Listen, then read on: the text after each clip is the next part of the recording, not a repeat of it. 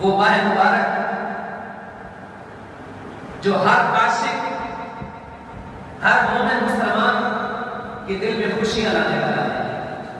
ربیع الاول شریف کا جمعہ مبارک ہوتا ہے، یہ وہ بابرکت مہینہ ہے جو اگلا 2 یا 3 دن کے بعد،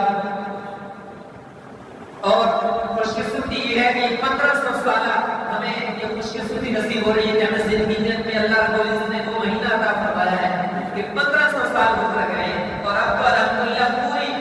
ہمارے پاکستان کی ساری اسمبلیوں سے یہ قانون پاس ہو چکا ہے، یہ ایک رائے منظور ہو چکی ہے کہ پورے پاکستان میں سرکاری سطح پر بھی اور نجی سطح پر بھی اس کا معاملہ منایا گیا ہے، اور ہم بھی اس پیارے حضرت کا ذکر خیر کیوں نہ کریں کہ وہ ہستی کہ جن کی وجہ سے کائنات کو یہ ساری روشنیاں ملی ہیں۔ اگر آج ہم زندہ ہیں اور اللہ کا ذکر کر رہے ہیں، یہ نبی کریم صلی اللہ علیہ وسلم کی تشریف آوری کرتی ہے، اور یہ ہماری ساری عیدیں، ہماری ساری خوشیاں صرف نبی کریم صلی اللہ علیہ وسلم کی وجہ سے۔ ہر مومن مسلمان آپ کو اگلے مہینے میں خوشیاں مناتا نظر آئے گا، اور منانی بھی چاہیے۔ وہ مشہور شعر ہے کہ نثار تیری چہل پہل میں ہزار عیدیں ربیع الاول، سوائے حدیث کے جہاں میں سبھی کو خوشیاں منا رہے ہیں۔ آپ اس وقت تشریف لاتے ہیں جب کائنات میں کفر و شرک، وحشت و بربریت کا خوب اندھیرا چھا گیا تھا، تو آپ تشریف لے کر آئے سیدتنا آمنہ رضی اللہ تعالیٰ عنہ کے گھر پر، تو سارا جہان نور سے چمکا چمک اٹھا، ہر طرف روشنیاں روشنیاں چھا گئی۔ وہ جو اندھیرے کفر و شرک کے تھے، وہ جو گمراہیاں پھیلی ہوئی تھی،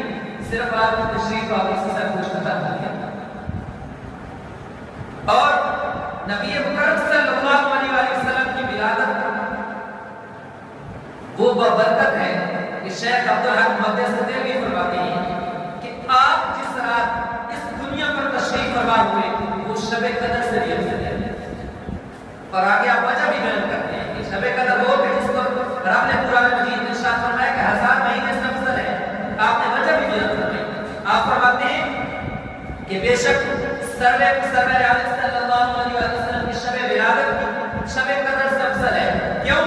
آپ فرماتے ہیں کہ شب ولادت نبی مکرم صلی اللہ علیہ وسلم جس رات تشریف لائے تو وہ رات کیوں ملی کہ حضور تشریف لائے، اور شب قدر ہمیں کیسے ملی؟ حضور صلی اللہ علیہ وسلم کے صدقے سے ملی۔ تو جو جس رات حضور تشریف لا رہے ہیں وہ رات افضل ہوگی، یا جن مثال کے طور پہ کوئی بندہ خود آتا ہے اس کی وجہ سے ایک انعام ملتا ہے تو وہ بڑا ہوگا، یعنی اس بندے کے آنے سے جو انعام ملتا ہے وہ بڑا ہوگا، یا اس کی وجہ سے جو آتا ہے؟ عقل میں بھی یہ بات آتی ہے کہ جو بندہ خود ایک کائنات کی وجہ بنا اس کی وجہ سے جو انعام ہوگا وہ بڑا ہوگا، نہ کہ اس کی سبب کی وجہ سے جو چیز بڑی ہوگی۔ تو شیخ عبدالحق محدث دہلوی فرماتے ہیں کہ نبی مکرم صلی اللہ علیہ وسلم کی تشریف آوری کی جو رات ہے وہ شب قدر سے بھی افضل ہے، کیوں؟ آپ فرماتے ہیں کہ وہ تو وہ رات ہے کہ جس رات فخر موجودہ حضور صلی اللہ علیہ وسلم تشریف لائے، اور اس کی سبب تو دو ہی ہے شب قدر کے، یا قرآن مجید کا نزول ہے یا فرشتوں کا اترنا ہے۔ تو اللہ رب العزت نے قرآن بھی دیا ہے تو حضور کے صدقے دیا ہے، فرشتے بھی اتارے ہیں حضور کے صدقے اتارے ہیں۔ تو لہٰذا آپ فرماتے ہیں کہ جس رات نبی اکرم صلی اللہ علیہ وسلم تشریف لے کر آئے وہ شب قدر سے بھی افضل ہے۔ اور ربیع الاول کی جو عید ہے ہمارا بھی عقیدہ ہے کہ سب عیدوں سے بڑی عید ہے کہ اگر حضور تشریف نہ لاتے تو یہ جو ہم عیدیں مناتے ہیں عیدیں کہاں ہوتی؟ یہ جو شب برات ہم مناتے ہیں یہ شب برات کہاں ہوتی؟ یہ جو شب قدر کے ذکر کرتے ہیں یہ شب قدر کہاں ہوتی اگر حضور ہی نہ تشریف لے کر آتے؟ کسی شاعر نے کہا تھا نا، وہ جو نہ تھے تو کچھ بھی نہ تھا،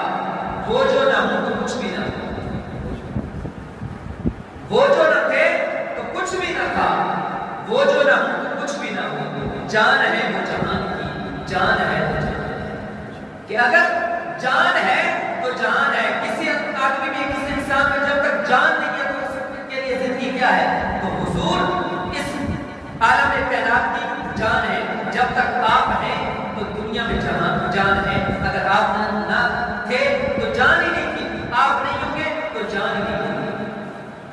اور کسی شاید نے یہ کہا تھا کہ بنے ہیں دونوں جہاں شاہ مصطفیٰ کے لیے، سجی ہے محفل کون ہے مصطفیٰ کے لیے، حضور نور ہے محمود ہے محمد ہے، حضور نور ہے محمود ہے محمد ہے، جگہ جگہ نئے عنوان ہے ثنا کے لیے۔ اور اعلیٰ حضرت نصیب البرکت نے تو کمال کر دیا، آپ فرماتے ہیں ثابت ہوا کہ جملہ فرائض وضو ہے، ثابت ہوا کہ جملہ فرائض فروع ہے، اثر و رسول بندگی استاد برکت ہے۔ آپ فرماتے ہیں کہ یہ جو ساری چیزیں ہیں نا، ان کی اصل نبی اکرم صلی اللہ علیہ وسلم کی بندگی، یعنی ان کی سیرت، ان کی زندگی کو اپنانا ہے۔ یہ جو ساری چیزیں، یہ تو اس کی جڑ ہے، فرع ہے۔ دنیا کی ساری چیزیں فرع کے طور پر ہیں، جڑ اصل بنیاد نبی اکرم صلی اللہ علیہ وسلم کی ذات الہی ہے۔ وقت کے نام میں گنجائش نہیں، خلاصہ میں آپ کو حدیث اور بات کا سناتا ہوں جو مسلم شریف اور نسائی شریف میں ہے کہ صحابہ کرام کا مجمع لگا ہوا تھا، حضور تشریف فرما ہوئے، پوچھا کہ یہ محفل کیوں سجائی ہوئی ہے؟ انہوں نے کہا اللہ رب العزت کا ذکر کر رہے ہیں اور اس کا شکر ادا کر رہے ہیں کہ اس نے ہمیں ہدایت دی اور آپ کی صورت میں ہمیں انعام عطا فرمایا۔